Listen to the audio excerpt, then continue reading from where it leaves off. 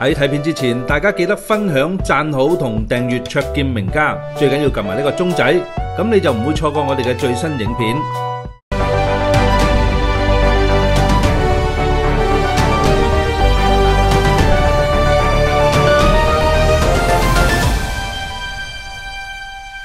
Regulatory framework for green finance and sustainability disclosure, which are actually two key words here, right? Regulatory framework, we have a lot of regulators and standard setting bodies.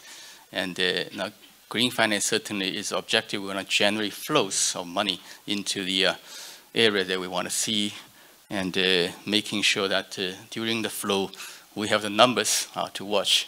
These numbers will show us that they are indeed green, sustainable, low carbon, and protecting biodiversity. Now we have a group of very distinguished speakers today. Mr. Michael Duignan, am I pronouncing your last name okay? Yeah. Executive Director from the SFC, and Mr. Sabino Fornies-Martinez, Minister Counsellor, Economic and Financial Affairs of EU Delegation, Beijing. Thank you very much, Sabino, again, flying from Beijing to join and support our event here in Hong Kong. And Mr. Kenneth, who is the Executive Director of HKMA. I believe Kenneth has been in charge of the taxonomy, right? The work, which is really a hot spot. Everybody is watching your work, and I'm sure you get a lot of questions today. And Mr. Bing Leng from ISSB, International Sustainability Standard Board. He's the only Chinese board member of the ISSB, which is a setting body that's attracting, I think, most of attentions globally now on the landscape of regulations for sustainable finance flows. Now, let me just say a few words on what we call green finance framework. I guess not all of you are familiar with the concept. By framework, I mean we need to have at least 4 pillars to make sure that sustainable finance will flow in the large scale and to the right activities. Number 1, it's about the definition of green activities that green finance should support. Different countries choose different ways to define activities. In China, and I now think 70 jurisdictions, taxonomy is the approach. And that's why Hong Kong has adopted taxonomy recently. The 70 jurisdictions actually include Europe, right? You got 27 adopting one go with one taxonomy, but many others are taking their own approach of developing taxonomy. And the puzzle I'm trying to tackle is that there are 300 taxonomies now in the world, and many of these are not by official sector, by private sector organizations, NGOs, industrial associations, banks, asset managers, and so on. And we're moving towards a pretty chaotic situation where too many taxonomies defining green activities in different way, and they're not consistent with each other. And how do we tackle that? And that's really a key issue that requires global coordination. And that's why in my time, when I was co-chairing the G20 Sustainable Finance Working Group, we spent a lot of time talking about that, and we came up with the conclusion that we need to improve the comparability, interoperability, and eventually consistency of alignment approach, including taxonomy. So that's one piece of work I think we want to discuss today. The second key pillar is disclosure.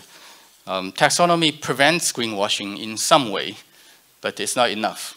If the data is fake, or you don't honor the data that you claim, then you will still end up with greenwashing. That's why a more robust and consistent, especially internationally consistent set of reporting standards can be needed. Without international consistency, we still see a lot of cross-border barriers. If each country has a different reporting standards, then FSC in all jurisdictions will be facing a big trouble. You won't be able to compare the sustainability indicator across different products coming from different markets. And also quality control transparency will become a problem. That's why ISSB is so important. It becomes the global baseline for sustainability standard, reporting standards. And again, this is endorsed by G20 because I knew this. I was involved in this discussion back 3 years ago about whether we should endorse it, and we did it. And that's how I think ISSB has this high profile to push the different regulators in different jurisdictions. And the third pillar is financial products. I won't spend too much time here. I think it's largely the job of private sector. We have a lot of private sector investment banks, asset managers here. They should do most of the job, but still they need to be guided on how to operate in the ecosystem, especially with regulations. And finally, incentive, which is the fourth pillar. That's very important, especially in areas where green activity is not profitable enough, but it still generated enough environmental benefits. So in all these areas, I hope we have a picture of a complete ecosystem for green sustainable finance before we dive into the specific discussion today with a focus on Hong Kong and its international interoperability. Now, let me start actually according to my order instead of this order, which is arranged by our organizer from the university. Now, in my list, I start with Kenneth. Hong Kong been doing a lot on developing green finance service for the region, and in terms of amount of financing, I heard it's still the $80 billion, right? Raised in Hong Kong for green sustainable finance debt.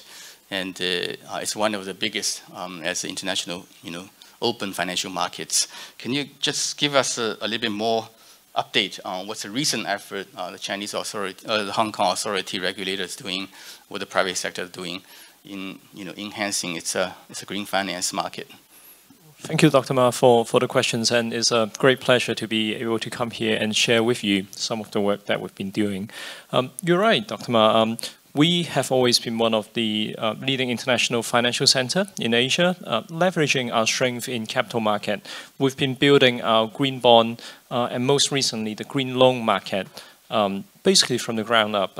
We now have roughly a third of the market share of the whole of Asia, by far the largest green finance market in Asia. In addition to green bond, which I think we all know basically started it all, we also see interesting development in green loans as well. And that's important because, as we all know, in Asia, bank is still a very important source of financing. So the fact that banks' loans is making up an increasingly large proportion. In 2022, I think it actually overtook green bonds as a most important source of green financing. In 2023, it fell a little bit, but it's still important, kind of broadly comparable to green bonds. The fact that it's becoming more mainstream also shows that green finance is taking basically a center role in a lot of the companies' financing decision.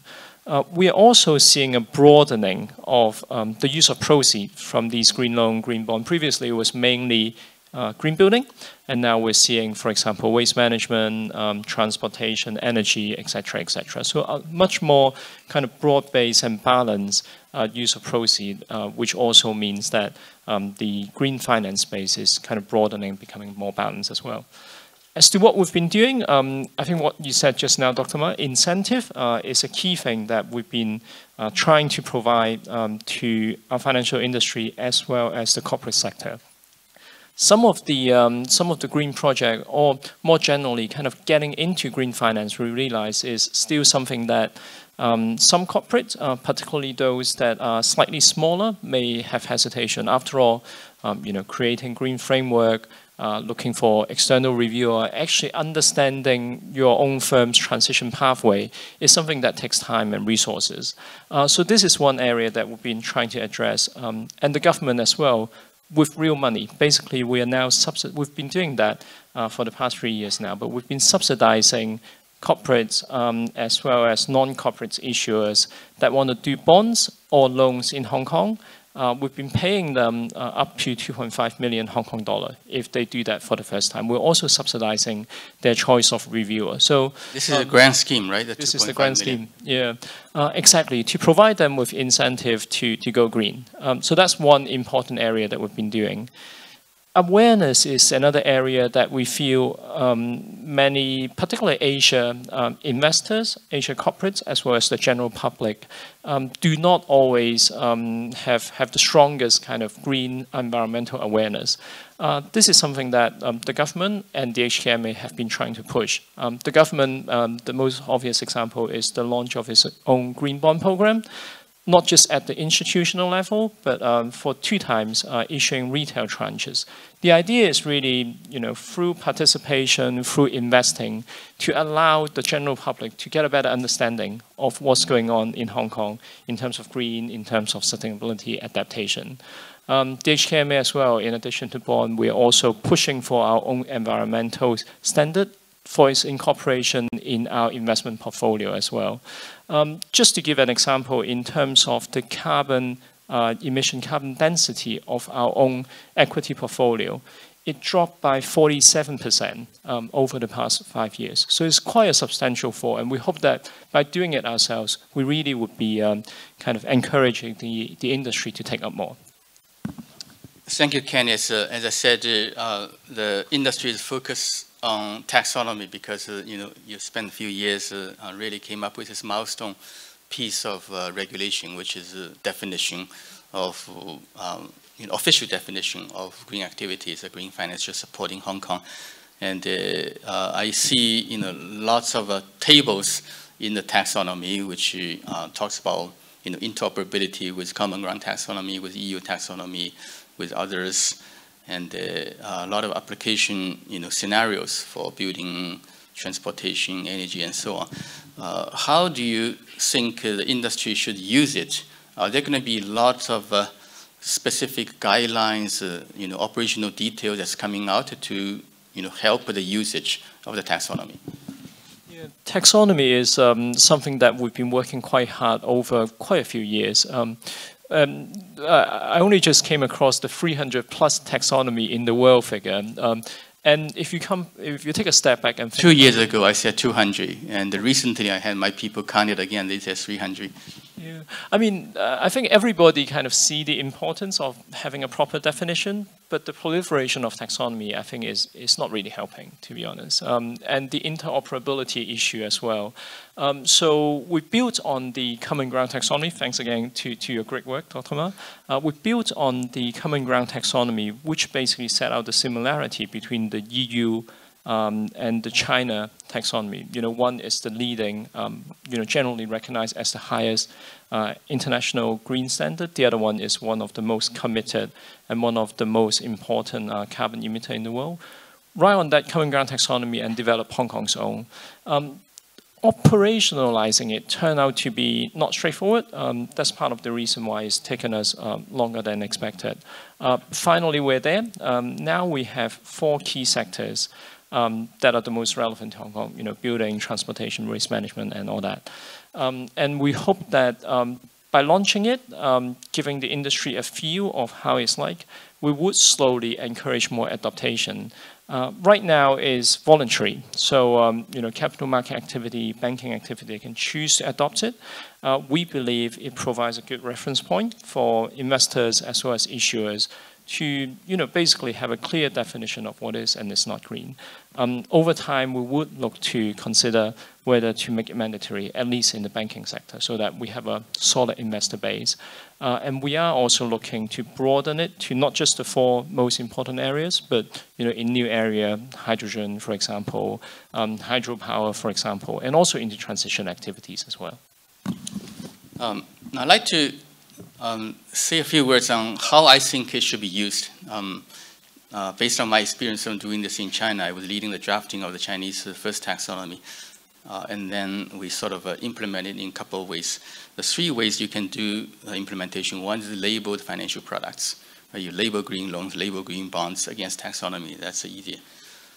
The second one is ask the banks to report the amount of green loans and green bonds against taxonomy to you and to the general public. The disclosure of such a number itself becomes the incentive. If you disclose a bad number, it looks very bad.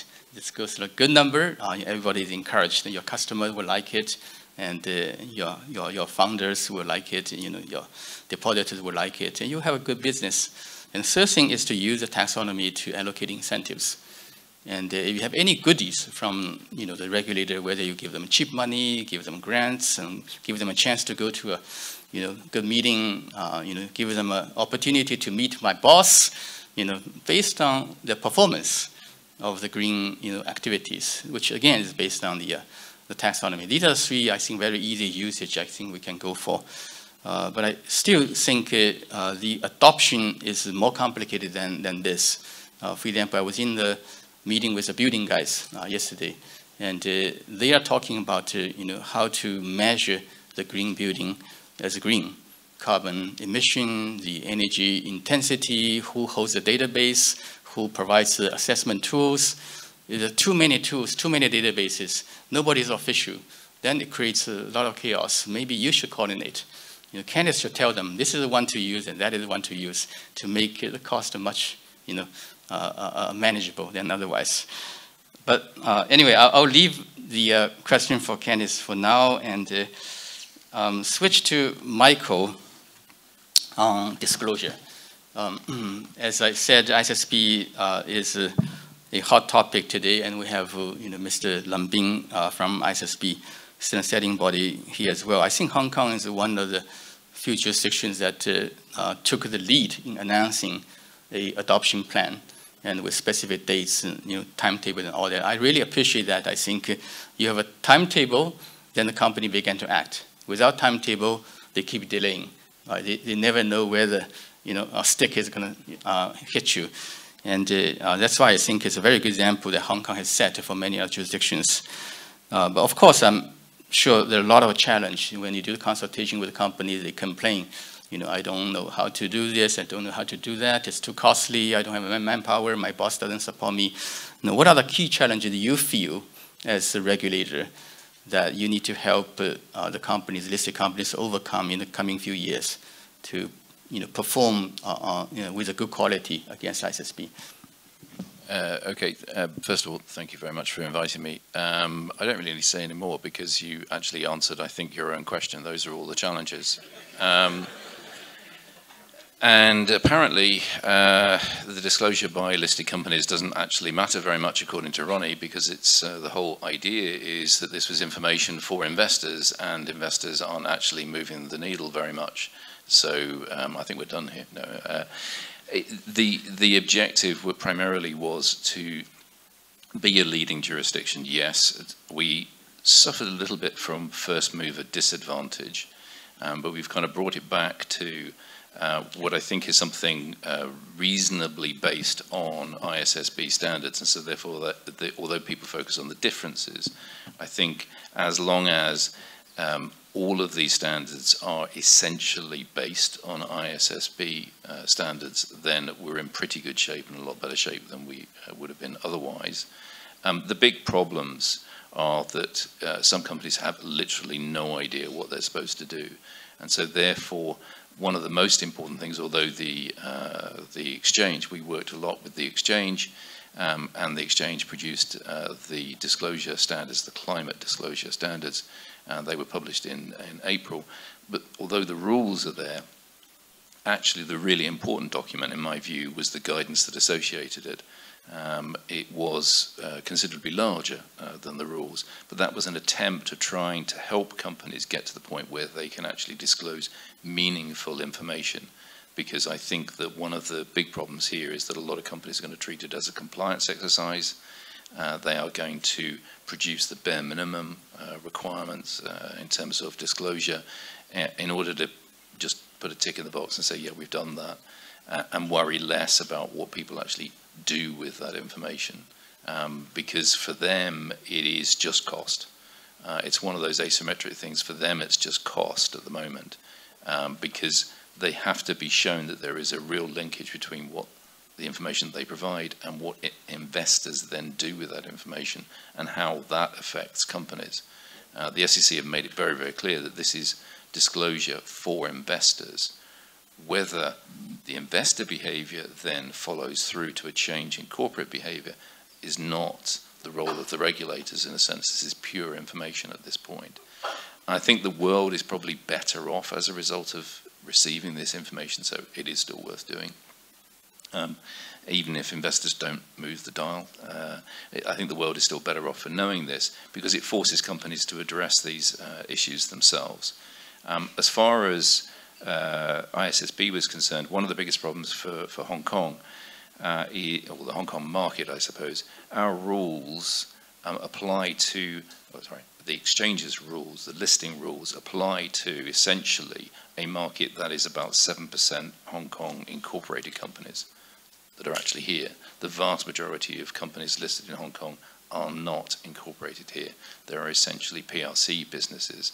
And so therefore, one of the biggest challenges for us was to introduce rules that straddled that, because China as a whole is at a different place in its development as compared to Hong Kong as a jurisdiction. So trying to create a sort of bridge between those two meant that we had to base the standards on ISSB, but we had some flexibility associated with that. We had to introduce all of the flexibilities built into ISSB and not just cut and paste.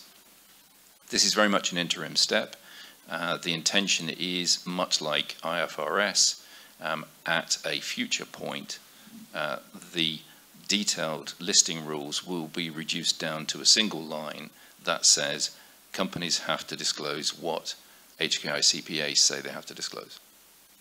And that's basically what it's going to come down to. So for those who are interested in what HKI CPA is doing in terms of their fact-finding, things like that, feel free to write them a postcard on setting out your thoughts, because they're the ones who are going to be doing it going forward. As it currently stands for big companies, they are going to have to comply rather than comply or explain with effect from 2026.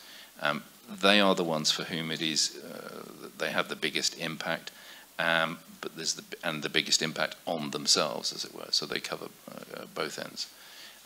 So that's the challenges were the things that you've already mentioned. Actually, the measurement is actually one of the biggest things.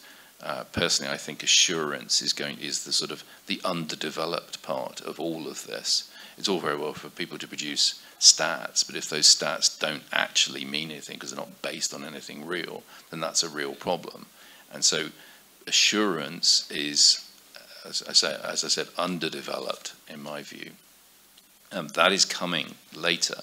But what we're trying to do in terms of climate disclosure, if you compare it to accounting standards, accounting standards took, 30 years to go from something to something that was internationally accepted and recognized and had good assurance standards. And we're trying to do that with climate in about 3 years instead. So for me, that's a real problem and a real risk. Ironically, actually, I think it is actually the Europeans that are, to some extent, going to force the rest of the world. The Europeans learned about extraterritoriality from the Americans, of course, but they've learned very well, and they're doing it even better. Anybody who supplies a European company is going to have to provide them with information. And if they don't provide information, then the EU company is going to use another supplier. So my guess is there are going to be some PRC suppliers who are more than happy to provide some figures. The question is whether or not those figures are actually real and actually reflect the reality. And I think that's going to be a real challenge going forward. Thank you, Michael. You mentioned mainland Chinese companies. I have a question regarding a mainland Chinese company listed in Hong Kong with operation in Hong Kong and operation in mainland.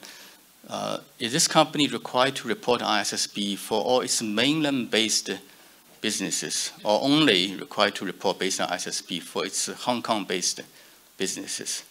We wouldn't differentiate. Essentially, it is required to provide meet the climate disclosure requirements set out in the rules in relation to its operations, full stop. So across the board. That becomes an interesting challenge for A&H issuers because they are listed in Hong Kong. They have to do it for their entire business in relation to Hong Kong listing rule standards. But obviously the PRC exchanges have their own standards, and therefore they'll have to do it in relation to those standards. The objective would be to produce one report that effectively covers both. There are some differences, but the differences are relatively minor, so they should be able to do that. And I think that's probably where we're going to end up. As I said, I think people, rather than focusing, I appreciate the fact that there's 300 taxonomies and all of that. The question in my mind would immediately be, are the big differences in terms of those taxonomies? Are we in a better place overall, despite those small differences? Yeah, that leads to the question of interoperability for disclosure standards, right? Which means that if a multinational company operating in 60 different countries, 60 countries have 60 different ISSB-based disclosure requirement, because it's ISSB plus something, right? It's not identical. And this is a question maybe I'll be asking Mr. Leng later on. But of course, it applies to Europe as well. You've got a lot of multinational operating elsewhere.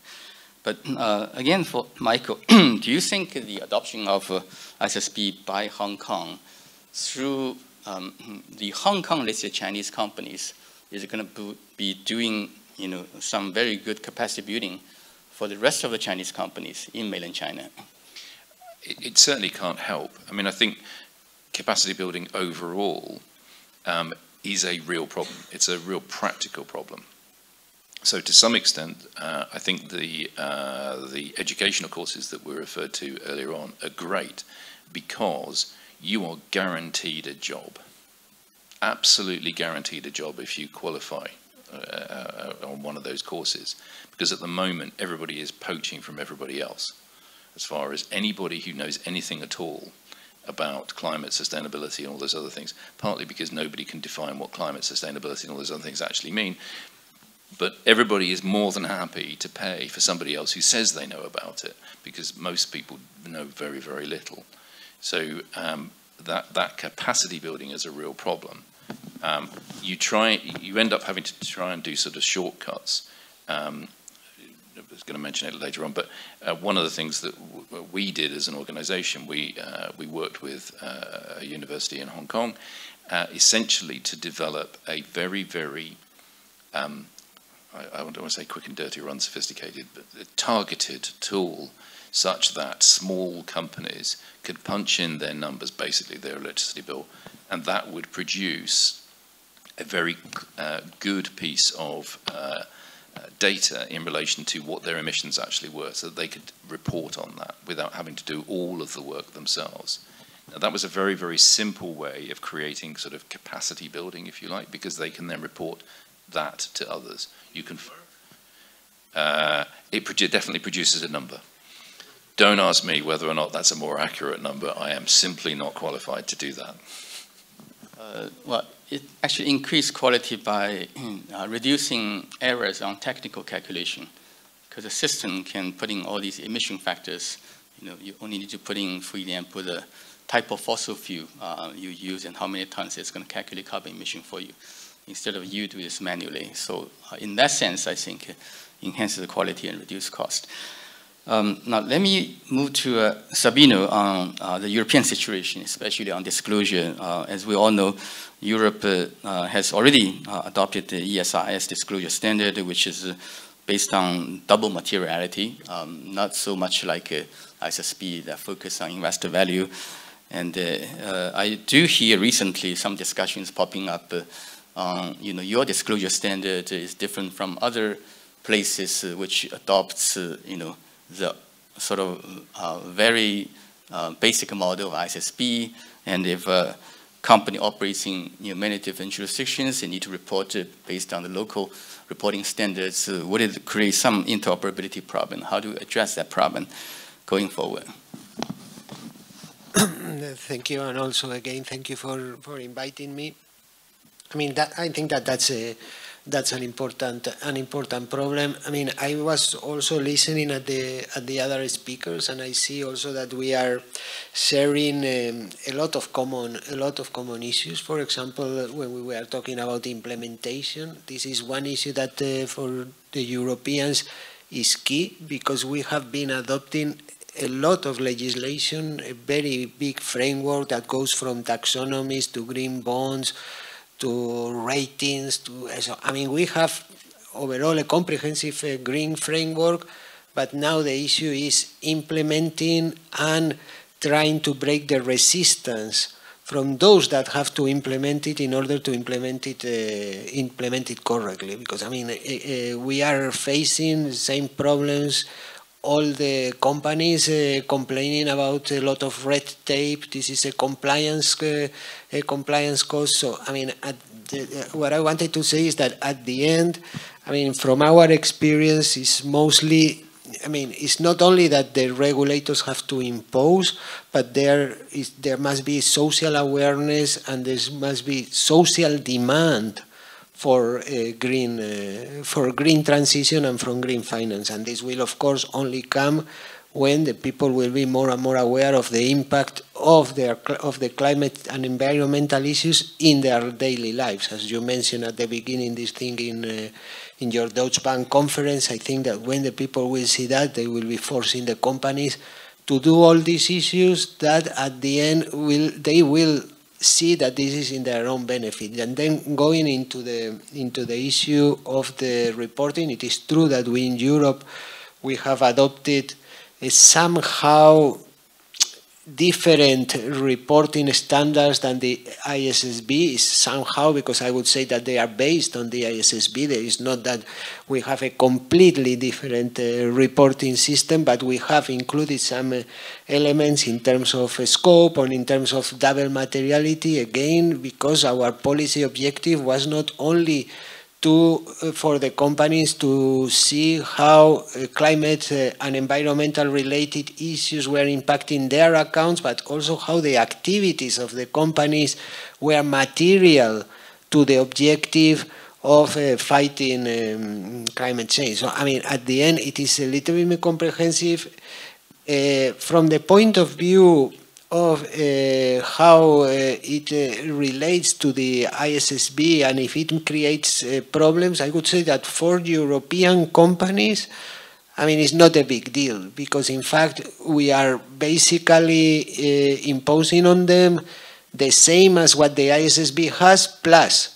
So, I mean, if you go to another jurisdiction and you are obliged to change, to disclose on the basis of the ISSB or on the basis of the other jurisdiction, probably you have already complied. It might be necessary that you need to adapt the way in you are reporting. It is true that if you are a foreign company that comes into the EU, that could be a further burden to comply with that. But it's true that, I mean, in terms of application, we are not imposing these standards into foreign companies unless they are active in the EU.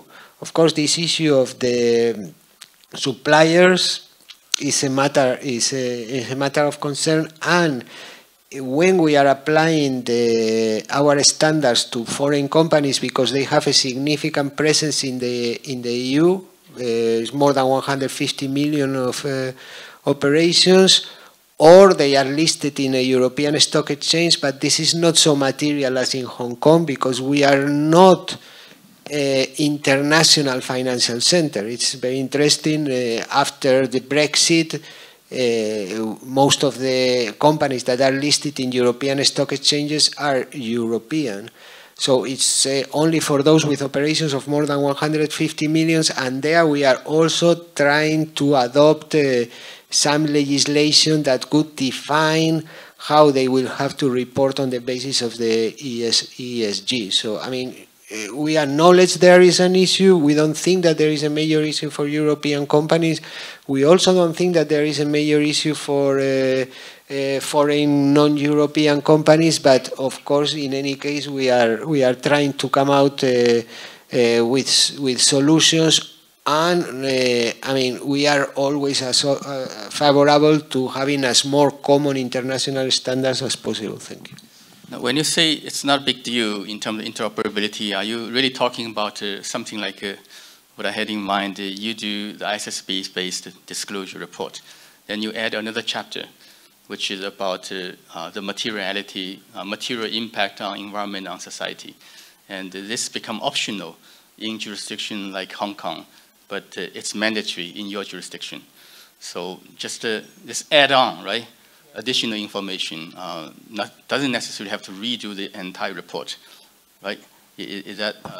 Yeah, that should be the idea. I mean, something that it is practical. This is why we are working with experts in order to define how this compatibility can be achieved. And we, in the next legislative period, which is from year 2025, we will be adopting something in this sense. Thank you. Yeah, it's interesting to know that mainland China, the Ministry of Finance just came up with a consultation version, or the ISSB-based disclosure rule for consultation back just a month ago, right? And they adopted double materiality, which is interesting in the sense that I think both Europe and China are so-called quote-unquote socialist, with some socialist mindset and with a stronger focus on social impact. Rather than focusing only on the impact for investors. In that sense, there's an interoperability between mainland China and Europe already. But now, let me now drive this question to Mr. Leng Bing.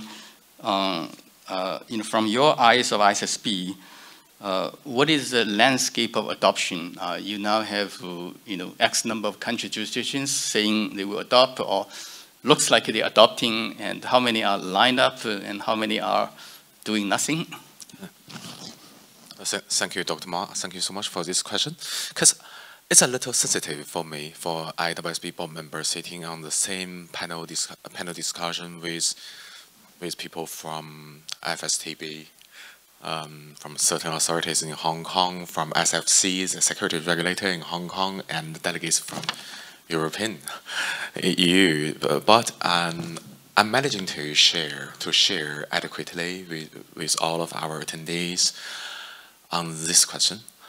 The short answer is the outcome so far is quite positive, maybe much more positive than we imagined a couple of weeks ago. Because at the end of May, as you flagged just now, at the annual meeting of ISSB, we published the inaugural jurisdiction guide and jurisdiction guide for adoption of ISSB standards or other use of ISSB standards. And at the same time, we announced there is we can call that an inaugural cohort or inaugural group of supporters. They have announced their plan, their roadmap towards adoption of ISSB standards or their jurisdictional standards based on ISSB standards or functionally functionally aligned with ISSB standards. I'm quite sure all of the jurisdictions sitting here on this flight are in that list. There are more than 20, a little more than 20 jurisdictions in that list. Accounts, including Europe, right, which is 27 something, right? Of course, because I need to remind everybody, in accordance with CSRD, the mandate of IFRAC, the setter of ESRS, includes to embedded the global baseline, that's us, global baseline into the ESRS. That's their mandate, and it's quite successful, except some minor concern maybe. For example, the issues in so-called column A should not be there. The mandatory requirements on to disclose your finance emission. Yeah, that's not mandatory, totally mandatory in ESRS. But anyway, that's not a major concern about that. And for this, let's back to the inaugural cohort of supporters to ISSB standards. They account for a little more than 40% of global GDP, around 55 of global market capitalization. If we exclude United States capital market, this percentage is up to 75. So that's what I mean. It's much more positive than we expected. Also, as you flagged, the Ministry of Finance issued their roadmap, their strategy towards using our standards almost as a last second, and changed the portions I mentioned just now. But anyway, they have been there, And each jurisdiction, they have their own way, considering they have their own story, considering their own circumstances, taking their own pathway towards to use our standards. That's all. We respect that. But anyway, each of them, they have announced their plan to start their travel to use ISSB standards as a truly global baseline to enhance the comparability and assurability, as you said, Michael. And I would add another one. The third point is enforceability. That's for you. Enforceability, sustainability-related information globally. That's amazing. Because in this process, a potential risk, actually, we need to alert everybody is from voluntarily fragmented to monetarily fragmented. That's a disaster to investors and to regulators. Because at the HKU, Michael, actually, that's not only a challenge of capacity building to preparers, to practitioners, but also to regulators. That's a very big challenge. You need more time to start your travel.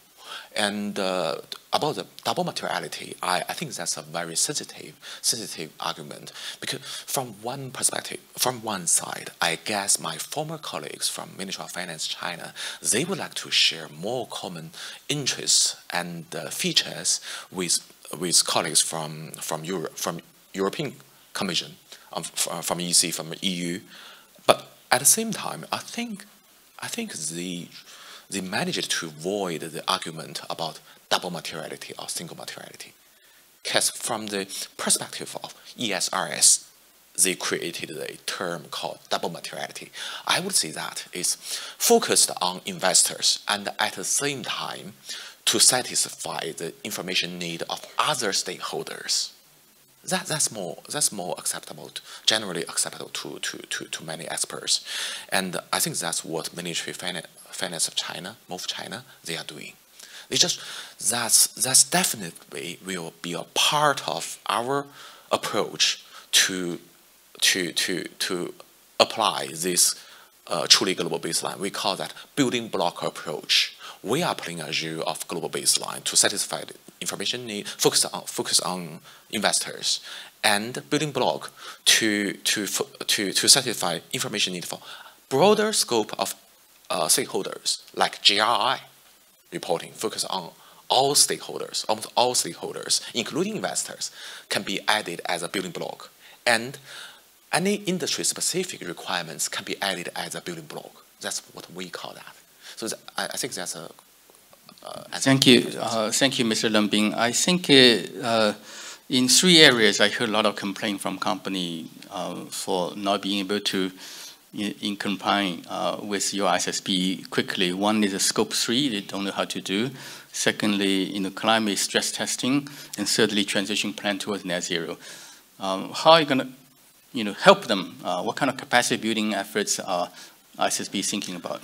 Thank you so much, sir. Actually, this question, the answer to this question is supposed to be more comprehensive, rather than not only answer very briefly capacity building or give you more time or more temporary relief. No, I don't think that's a real answer to that.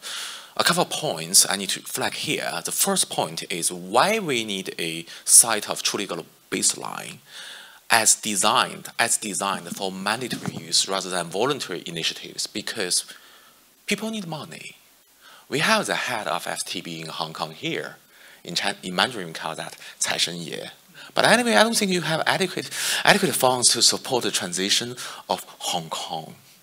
No, because the only hope for us, the only opportunity for us to succeed in the campaign we call that decarbonization is to establish a well-functioning lever, to lever a huge amount of funds from private sectors to use the money from investors. If you want that money, tell them your story, not as you will, but in accordance with a set of general accepted global baseline. That's what we are doing. That's the view of us in this large ecosystem. We are relatively small, but we stand at the front or outpost called disclosure standards for mandatory use. This is the first point. The second point is to call that a truly global baseline, to support a robust funding mechanism to support the decarbonization or sustainable development, there are a couple of very integrated part or essential elements should be included in your corporate reporting system. Scope 3 is one of them. Scope 3 is, in my personal understanding, I don't think Scope 3 is within the scope to discuss, to negotiate whether we can have that. The only answer is how to introduce that. My recommendation will be a phasing approach to require the topics, the largest listed companies to do that. And we'll never push that in SMEs, just within the scope of public accountability companies, public companies. Because Scope 3 is not only a reporting burden or responsibility of reporting or compliance of large companies, because at the same time, that's a process to collect information and report that as a part of the Scope 3. For example, finance emission of commercial bank or large co-reporting entity in the value chain.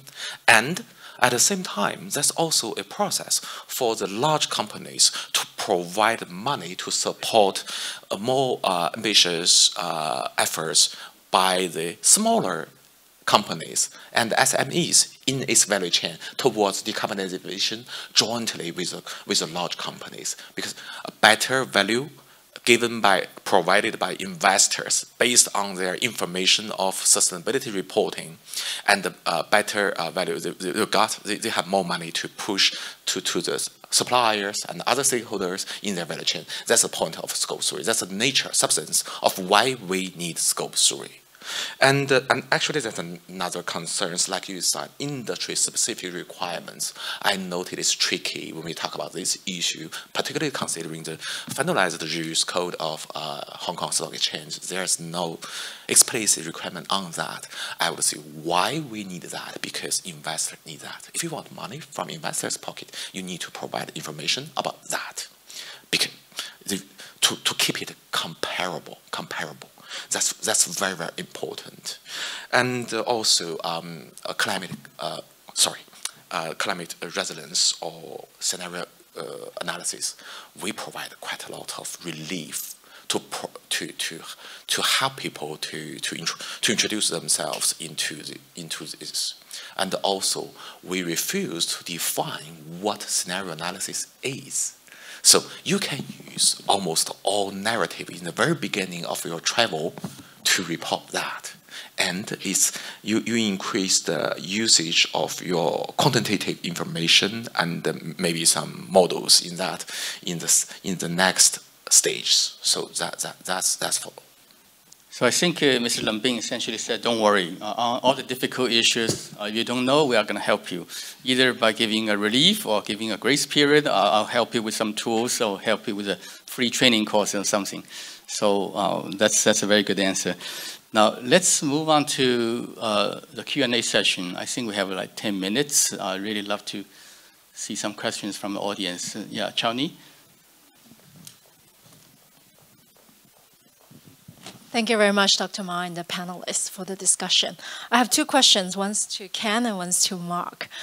Ken, you mentioned that Hong Kong captures 1/3 of the sustainable financing in Asia, which is very significant.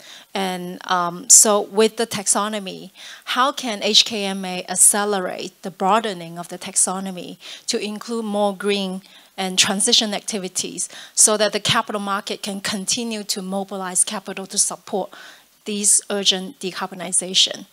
And the second question is to Mark. You actually emphasized a few times that investors are not moving the dial. So what are the carrots and sticks that SFC can introduce to further push the integration of ESG investing in Hong Kong? Thank you. Well, Michael, right? Sorry, Michael, sorry. Maybe I'll have a go first. Indeed, broadening the coverage of taxonomy is one of the kind of key tasks that we're working on. Partly is to broaden it to other green activities beyond the 4 key areas that I mentioned just now. You know, hydrogen, hydropower are things that we have in mind right now. The other kind of broadening is to do that in transition activities.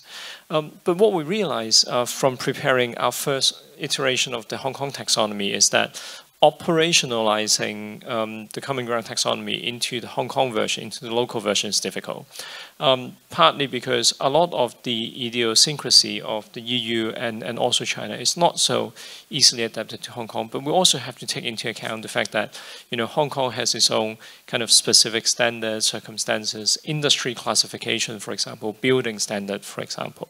So while we're going to work very hard on that, we're also thinking about what stopgap measures we can kind of roll out for now. One thing that we have in mind is that in respect of transition activities, whether there are things we can do, something like a toolkit or, you know, some kind of guidance that we can provide to the industry that, you know, basically on one hand help them to get on this transition bandwagon. On the other hand, also provide them some cover against potential accusation of transition greenwashing. One thing we are also doing is to integrate transition and also common ground taxonomy, in fact, into the incentive scheme, the grant scheme that we've been providing to corporates, so that, you know, short of any mandatory requirement, at least they have the financial incentive to start using it. Thank you. Michael? It's not the securities regulator's role to push investors one way or the other. What our role, though, is to make sure that they're not being misled in any way. So it would kick in relation to the point that's been mentioned earlier on, greenwashing. So if you say that you are investing only in green products, etc., then you have to actually be able to demonstrate that. So we have introduced codes in relation to asset managers. If they say that they are investing in green products, etc., they have to be able to back that up. I take a slightly contrarian view. I actually regard the fact that we've had to do that is actually a moderately positive thing, because that means that people see some advantage in claiming that they're green when they're not. I suspect 20 years ago, it wouldn't have mattered if they'd claimed that they were green. People weren't paying any attention. So at least now people are paying attention. That doesn't mean I'm not advocating people cheating, but if they do cheat, then we will go after them. So we're setting in place those sort of codes. We worked recently actually with a private sector organization called ICMA, International Capital Market Association, to create a code for ESG ratings to again create some sort of reliability in relation to ratings, because, well, I would rate them on between a 1 and a 9 and probably about a 3. But that doesn't mean anything. You have to understand what that actually means. It has to be meaningful. So that's where our role comes in order to make sure that people are investing in a sense in a knowledgeable way. That doesn't mean to say that if they want to invest in American coal mines, we're not going to stop them. That's their choice. Great. Let's get one more question from the very back.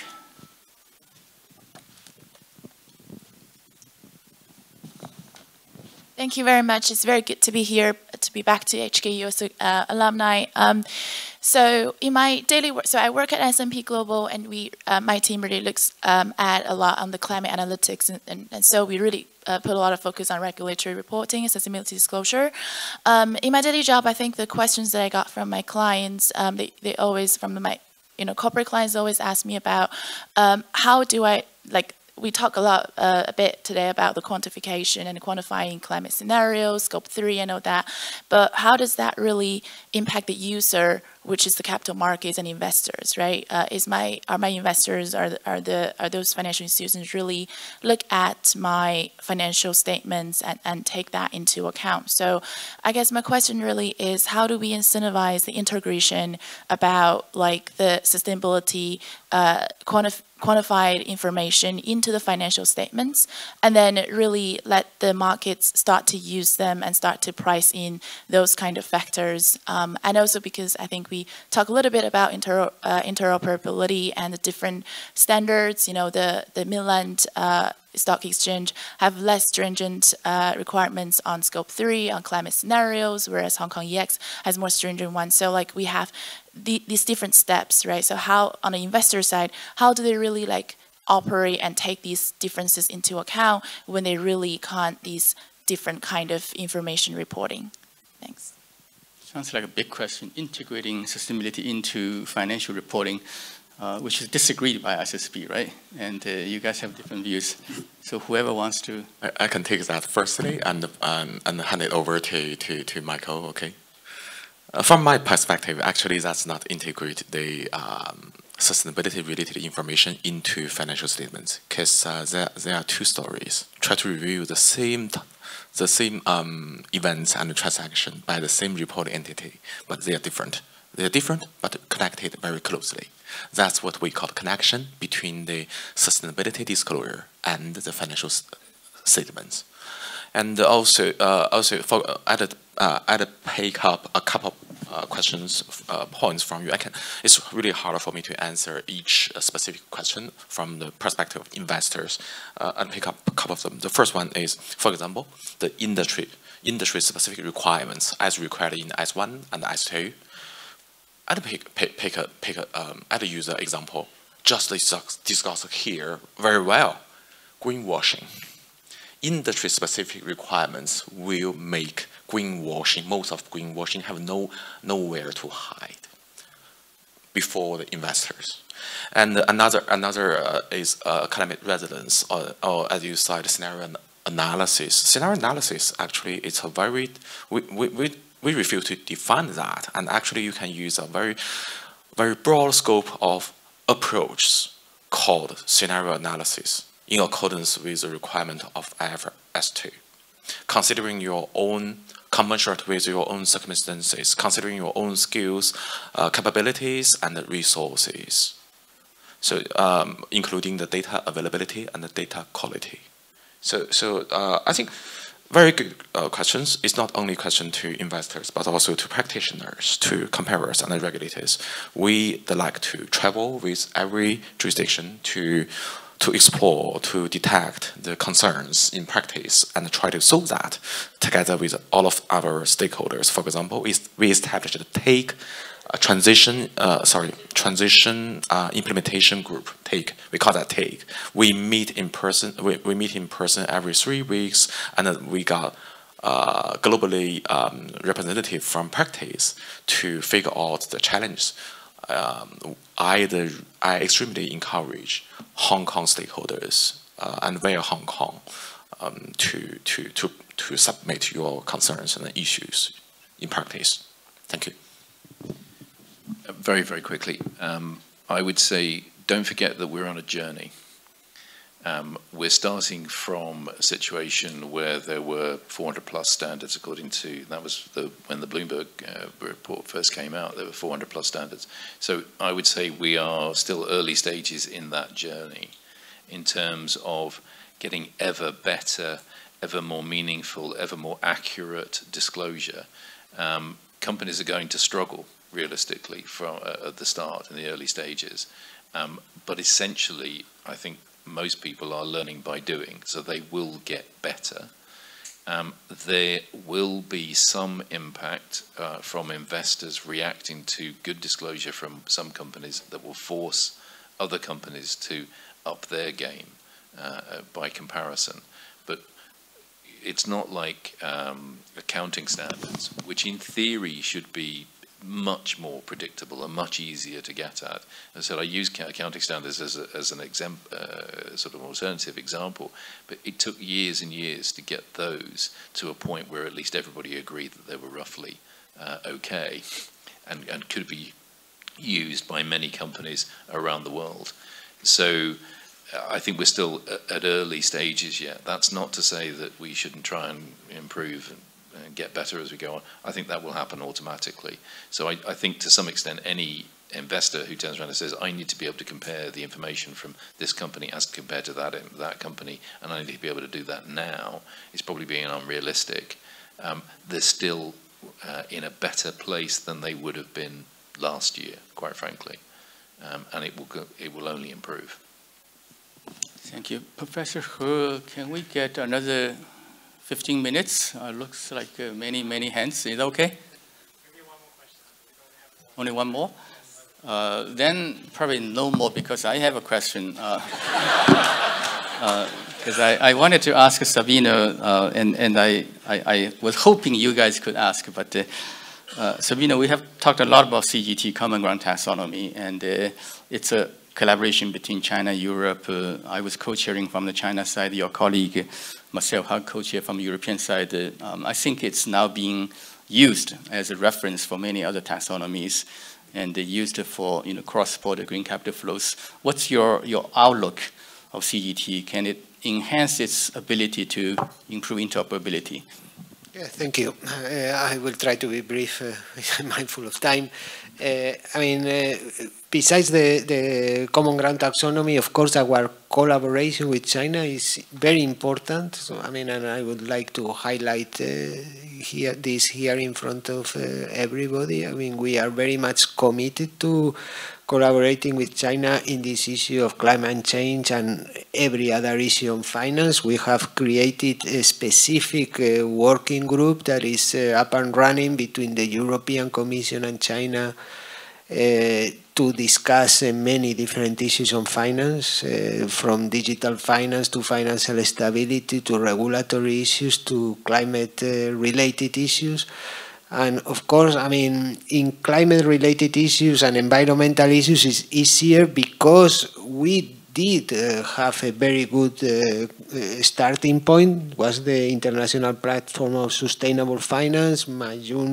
Dr. Ma Jun here was one of the promoters of that idea, with this forward-looking view of the fact that there would be, as we have been seeing in many other areas, a probable proliferation of taxonomies, and we needed to have something that could make them comparable and usable in the different jurisdictions. This is why we created the Common Ground Taxonomy together with China, the first between the EU and China, which has been has some practical applications. You will see there are loans and bonds based on the Common Ground Taxonomy. It's good. It's a comparison. Of course, it's the starting point. And also in the context of the International Platform of Sustainable Finance, we will be working on extending the Common Ground Taxonomy to other sectors and areas where it has not been completed. So this is one of the parts that needs to be done, and also importantly to incorporate more countries to the Common Ground Taxonomy, so that again we understand that there are a lot of national specificities. We are very conscious of that. But at the end, we really need to have a framework for making them compatible or comparable or interoperable. They will never be the same. We will, at least for the time being, because we are at the starting point, but at least that they can be used by everybody as a way to compare. Well, I'm doing this investment in Europe in this energy efficient project, and this investment in China or in Singapore in this energy efficient project, are they the same energy efficient? Or when I am talking about energy efficiency in China or in Europe, is a completely different issue. So these are the things that from a practical point of view are important, and of course we are committed to continue advancing on them together with China, which has been a very important collaborator with us on this issue. Thank you. Great. Thank you so much, Sabino. I guess we have to wrap up here. Let me sort of summarize with 30 seconds. Two key takeaways. One is interoperability. As we can see, the major regulatory issues, including taxonomy, disclosure, they're going into the direction of too many inconsistent, incompatible sets of standards, principles, regulations, and so on, which may increase market segmentation, increase transaction cost, and probably causing some risk of greenwashing. That's why consolidation of these approaches into some common denominator for taxonomy, for disclosure, I think is hugely important. And in that area, I think Hong Kong can play a key role because you are the testing ground for interoperable standards for both taxonomy and for disclosure. And you can demonstrate to the rest of the world how interoperability can actually work. The second thing is about capacity. Everything requires capacity building, right? In terms of adoption of taxonomy, adoption of ISSB on each of the key set elements. And this is a work not just for ISSB or the authority, but private sector. Everybody needs to do something. I think a lot of IT companies should jump out and do your simple tools and making sure ISSB disclosure cost will go down by 99%. That's my hope, that you can contribute massively to the feasibility of a global approach towards sustainable finance. Thank you very much. Thank you all for the panelists and your participation.